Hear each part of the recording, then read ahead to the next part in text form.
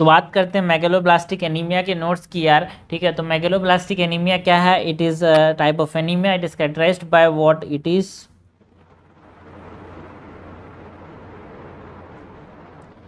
characterized by macrocytic RBCs and erythroid precursors देखने को मिलते हैं, जिसमें न्यूक्लियर डिसमेच्योरिटी देखने को मिलती है बिकॉज इरिथ्रोपोइसिस ठीक से नहीं हो पाता। And erythroid precursors that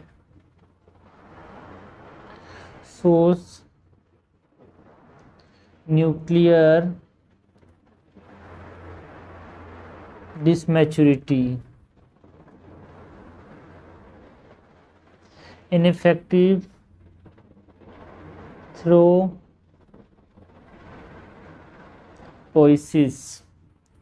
okay, aetiology की बात करें तो क्यों हो सकता है भाई megaloblastic anaemia? Decrease of intake, because यहाँ पे B12 कम हो जाता है।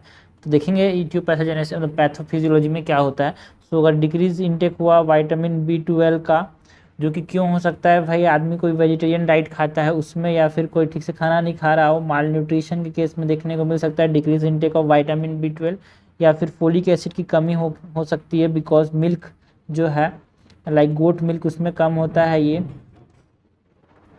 तो उसकी वजह से हमारे पास क्या हो सकता है? मेगलोब्लास्टिक एनीमिया हो सकता है। तो डिक्रीज इनटेक ना, इंक्रीज डिमांड की वजह से भी हो सकता है। डिमांड ज़्यादा है, खा नॉर्मल रहा है ना। इंक्रीज डिमांड किस केस में होता है? In infancy, in case of pregnancy, in case of chronic haemolytic anaemia,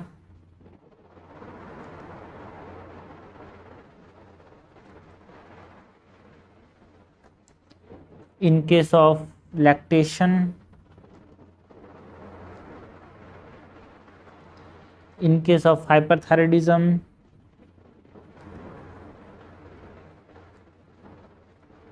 तो इंक्रीज डिमांड वाला केस है।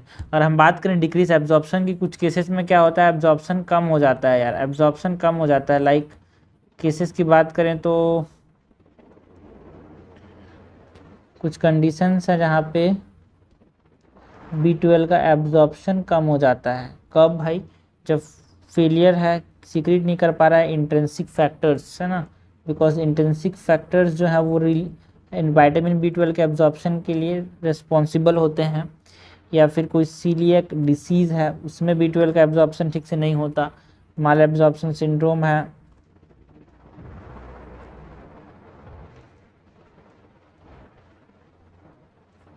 कोई ड्रग्स हो गए लाइक प्रोटॉन पंप इनहिबिटर्स जो है वो विटामिन B12 कमी करा सकते हैं। फेनिटोइन की वजह से विटामिन B12 कम हो सकता है यार। मिथोट्रेक्सेट जो है उससे विटामिन B12 कम हो सकता है, इससे मेगलोब्लास्टिक एनीमिया हो सकता है। तो ये हमने बात की decrease intake, increase demand, decrease absorption, drugs की। ठीक है, पैथोफिजियोलॉजी देखो भाई B12 के कम होने से क्या क्या चीज़ें होती हैं। ठीक है, सो अगर विटामिन B12 कम हो गया, विटामिन B12 कम हो गया तो उससे क्या होता है? थियामिन कम हो गया। एंड थियामिन कम करने से क्या होता है? मैचुरेशन नहीं होता आरबीसीज का, सो मैचुरेशन अरेस्ट कर जाता है, जिससे क्या हो जाता है? पैनसाइटोपिनिया।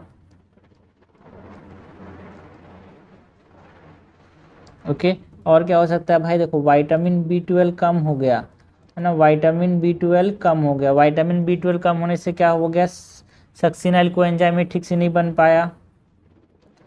सक्सिनाइल कोएंजाइम जब ठीक से नहीं बना तो क्या हो गया? माइलिन नहीं बन पाया, सो डिक्रीज माइलिन यार। जब माइलिन नहीं बन पाया ठीक से तो क्या होता है? Neurological manifestation.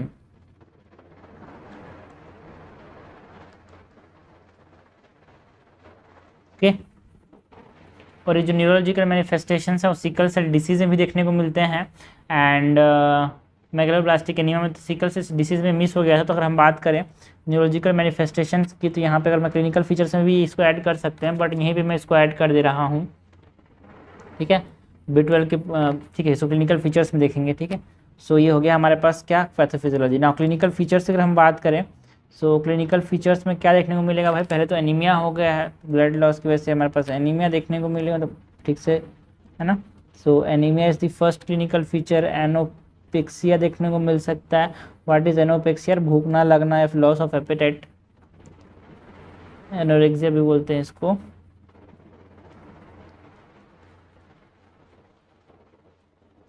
इरिटेबल रहेगा यार patient, so irritability is a clinical feature. Fatigue देखने को मिलेगा। और क्या, हाइपर पिगमेंटेशन देखने को मिलता है स्किन का, hyper pigmentation of skin over knuckles and terminal phalanges. Tremors भी देखने को मिल सकता है and failure to thrive. Delayed milestone हो सकते हैं भाई बच्चे के अंदर। और क्या, न्यूरोलॉजिकल मैनिफेस्टेशन ऑफ B12 की कमी यार, है ना। लाइक अगर दो तरह के हम डिवाइड कर सकते हैं, in the corticospinal tract and in the posterior column. अगर पोस्टीरियर कॉलम इन्वॉल्व हो रहा है तो वहाँ पे पैरेस्थीसिया देखने को मिल सकता है। सेंसेशन कम देखेंगे यार, ataxia, paresthesia, ataxia, loss of vibration and position. ये न्यूरोलॉजिकल मैनिफेस्टेशन हम सिकल सेल एनीमिया भी लिख सकते हैं। एंड अगर हमारे पास कॉर्टिकोस्पाइनल ट्रैक्ट इन्वॉल्व हुआ, सो उसमें हमारे पास क्या देखने को मिल सकता है, वीकनेस, वीकनेस के बाद स्पास्टिसिटी, इसके बाद क्लोनस भी हो सकता है, या फिर पैराप्लेजिया, सब कुछ पैरालाइज हो सकता है।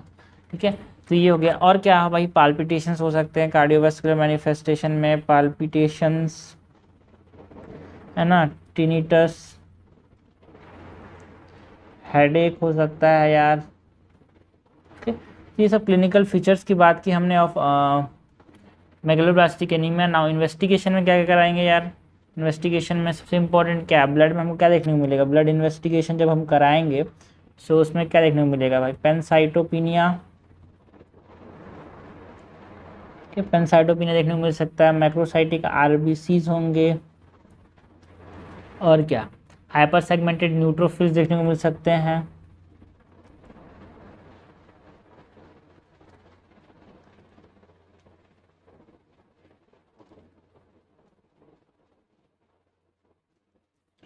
और क्या भाई, बेसोफिलिक स्टिपलिंग देखने को मिल सकती है। और क्या देखने को मिल सकता है, हवल जोली बॉडीज,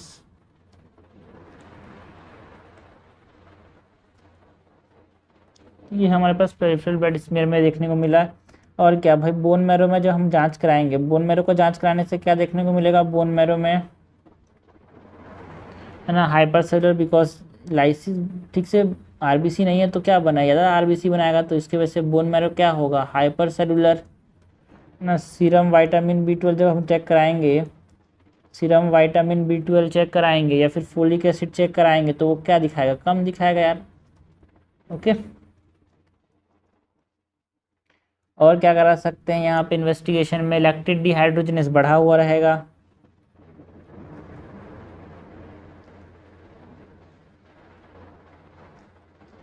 और क्या कराएंगे जांच में यार, यहाँ पे इंडायरेक्ट बिलिरुबिन की बात करें तो वो भी बढ़ा हुआ रहेगा।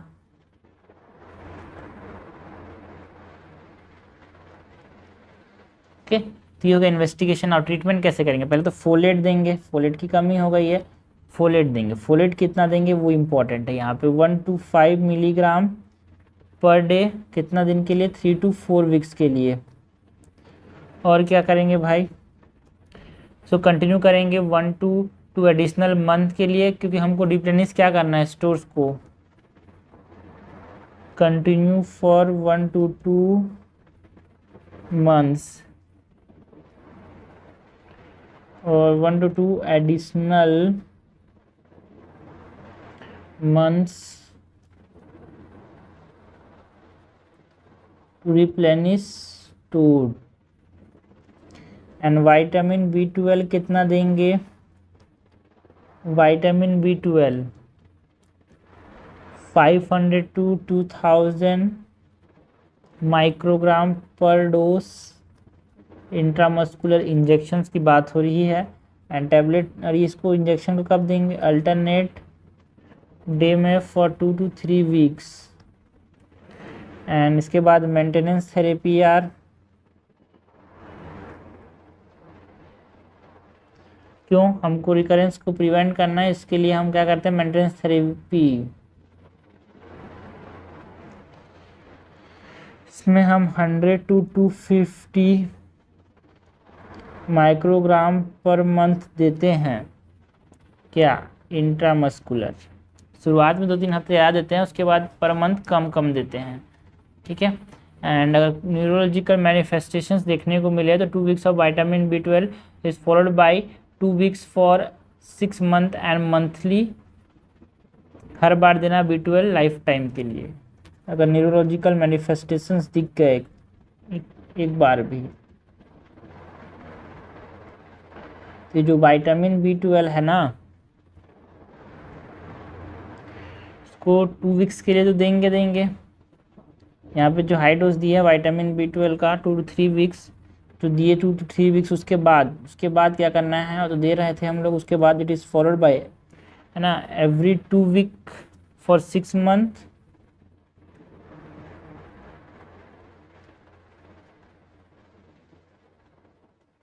And monthly for life time. Intramuscular injection की बात करें, हर 2 week तो लगाएंगे अल्टरनेट डेज में, उसके बाद हर देखो ये जो है ना 2 week, इसमें हर दूसरे दिन, मतलब लगभग 14 डेज में 7 बार लगा इसमें। And every week for 6 month, ठीक है। तो 6 month में 6 into 4 कितने दिन हो गए? कितने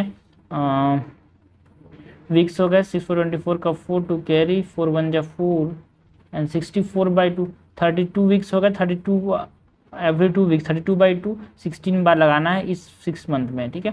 और इसके बाद लाइफ टाइम में हर बंद एक बार इंजेक्शन लगाना पड़ेगा अगर मैनिफेस्टेशन न्यूरोलॉजिकल दिख गया, बिकॉज खतरे के कगार पे आ गया इंसान। This is all about the treatment यार, investigation, aetiology, pathophysiology and clinical features of megaloblastic anaemia important है दोनों के रेफरेंस में, है ना। चिल्ड्रंस के पीडियाट्रिक्स में भी इंपॉर्टेंट है एंड मेडिसिन के अंदर इंपॉर्टेंट है ही है।